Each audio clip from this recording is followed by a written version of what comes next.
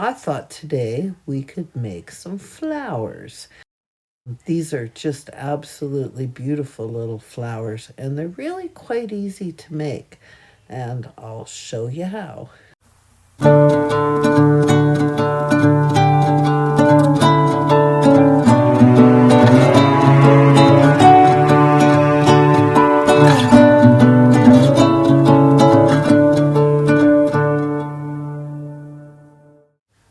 I made these years and years and years ago, but what you use is beet seeds. I know that sounds very strange, but beet seeds make great little flowers. To me, they almost look like they're little roses. Seeds aren't as cheap as they used to be. I just paid $3 for a package of seeds, but this is what they look like close up. Isn't that strange? Like they almost have a floral rose kind of look to them. And once they're painted up, it's quite amazing how close to flowers they really do look. So basically what I did was is I glued a whole pile of them onto a little piece of wire like this. So the wire's probably, I want to say, about an inch long. And I used tacky glue to glue them on. And after they were glued on, I stuck them into a piece of styrofoam, which makes it so much easier to paint them. So usually when you look at flowers, the dark color is on the inside, going to a lighter color on the outside. So I've poured out three different colors of red acrylic paint. So the one in the center is the one that I'm going to be using because it's the darkest one to paint the entire flower with. I'd say the best thing to know about doing this is you don't want to paint it really, really super heavy. So you can see there, I probably have a little bit too much paint. I have to go back in and remove it. So there they are with just one coat of paint on them without any highlighting at all. But can you see now how much more like a rose that really does look? It's quite amazing. Yeah, so a lot easier than doing the polymer clay flowers, that's for sure. Although I have to say they're probably not as realistic as there are some pretty talented people out there that are really good at doing polymer clay. So the dark red's dried, so I'm going to just go around the outside, like just not in the center, but just around the outside with the highlighting colors. So you can see here I've gone around it with both of those colors. I'm going to have to, when these are done, completely done, I'll have to take them outside so you can get a better look. So for the petals, I like to use this green painter's tape. So I've laid it down sticky side up, and then I've stuck little 1 inch pieces of the same wire that I used for the stem of the flower. And then I fold it onto itself so the two sticky parts are in the middle. And you can see there that there's the wire in the center. You really have to, do you see how I'm sort of pressing it? You really have to press it down like really well. Press it really super firmly so that the wires aren't going to fall out. And I'm going to need a ton of these little petals. So I've made a second batch. So you can see here, I think I made 22 of them. I made 9 flowers and 22 petals. So using a super sharp pair of scissors, and believe you me, those scissors are really sharp. You want to take your strips and actually cut each individual petal out. So I've just kind of cut them all out and made a nice little pile of them. And then once you've completed that, then what you want to do is you just want to cut the little V shape. Now, the reason why you want to cut that little V shape first is because it makes it so much easier to cut out your petal shapes. So once again, you can see here where I've cut out a petal shape. Once again, these are not exact petals. So I'm not trying to replicate an exact rose. I'm just kind of doing my version of the rose. So you can see here that I've gone in and I've cut out each individual petal and kind of made them, yeah, some are a little smaller, some are a little bigger. And then I've just poured out two different color green acrylic paints. Um, I don't want to use the actual masking tape color. I'm going to be painting over that. So you can see here I'm painting not just the stem, but I'm also painting the petal itself. And I'm basically just doing it in one color. So I'm going to do the fronts and then I'm going to do the backs. And then I'm also going to do the stem of the flowers as well so that everything has green stems. So I'm going to have to let this dry overnight. And then tomorrow I'll have to go in and put all the little details on the leaves. You really want it to dry well before you go in and do all of the detail work. Okay, so it's the next day. Instead of doing it with a paintbrush, which is what I usually do, I'm actually going to use a paint marker. So this is an acrylic paint marker. And all I'm doing is just quickly kind of putting in the little veins that you see on a leaf. So just kind of putting some little lines in it. So again, like this is not supposed to be a perfect to scale rose plant. This is my version of the rose plant. And I think they're just great. I mean, I really do admire people who can do the perfectly scaled plants that actually look like the real plants, but that's not really in my wheelhouse of talent. So now I'm ready to plant my flowers. So this here is DOS, which is modeling clay.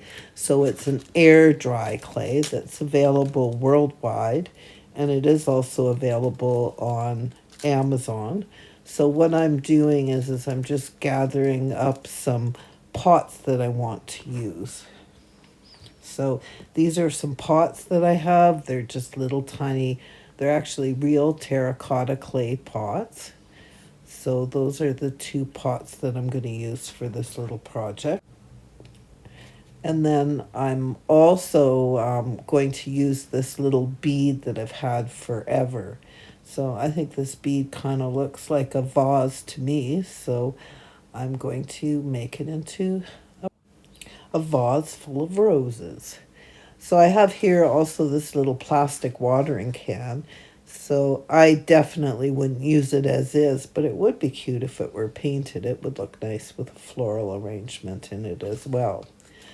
So my first step is to get out a little bit of the DOS clay, and I'm going to have to fill the inside of these pots. Now the reason why I'm doing this is because it will actually hold the wires that the flowers and petals are made out of quite firmly. So I'm just going to fill inside the little pots, and I'm also going to squish some inside of the vase.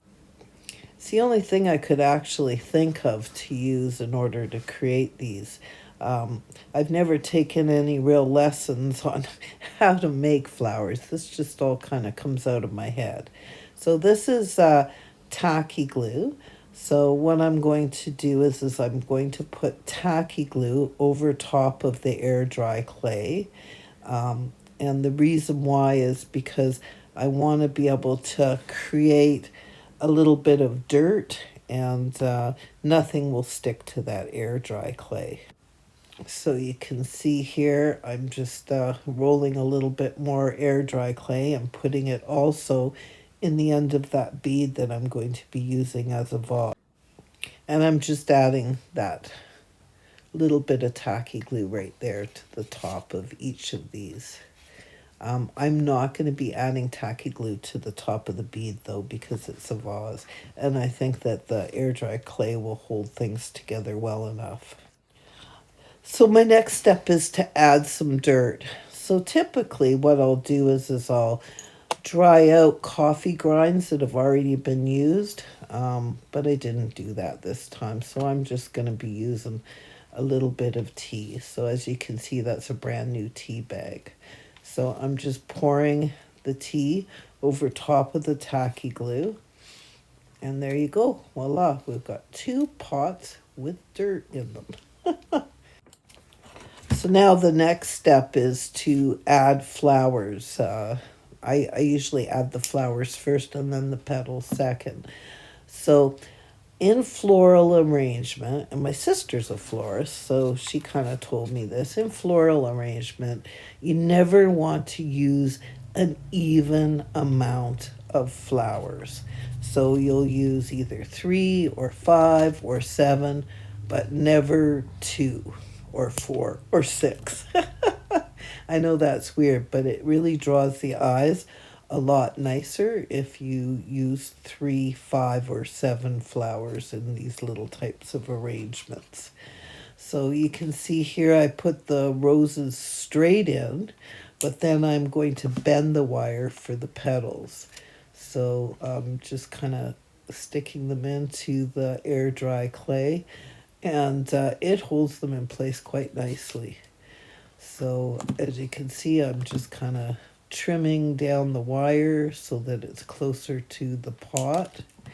And then I give this wire, see, a little bit of a bend, and then sticking it in, just kind of filling it up. So again, I'm no floral arranger. I just want to make it look as nice as I possibly can. So again, I'm trimming the wire, giving it a little bit of a bend, and putting it in. So, but the flowers themselves, so I'm leaving those straight. As you can see, my hands are completely filthy because they've got the air dry clay on them. So this is the reason why I made so many more petals than I did flowers, is because I like to just kind of fill it up with a lot of greenery. And here I am filling the vase up. So because this bead has got such a small top on it, maybe putting that air dry clay wasn't absolutely necessary, because let me tell you, by the time I was finished putting in all these leaves and flowers, these wires were in there pretty darn tight. So I'm certain that this floral arrangement is not going to budge.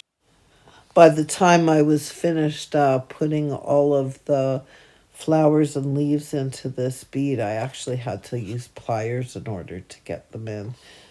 It was actually that tight.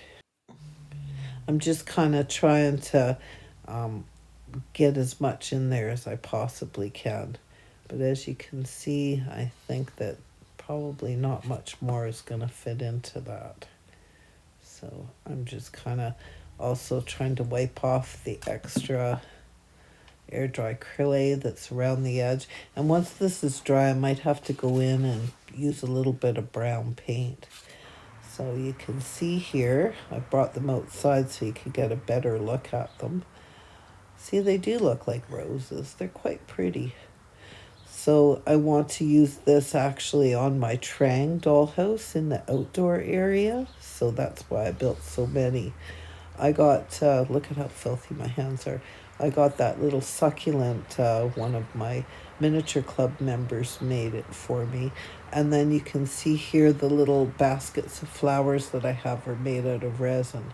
And here's a close-up of what they look like. So once again, like, can you believe that beet seeds make such cool little plants? I just think they turned out great. I'm quite pleased with them. I'd like to thank you again for joining me and watching this video. If you haven't already subscribed, please subscribe and hit that like button, and leave me some comments and tell me what you'd like to see next. Thanks again for joining me, and have the best day ever.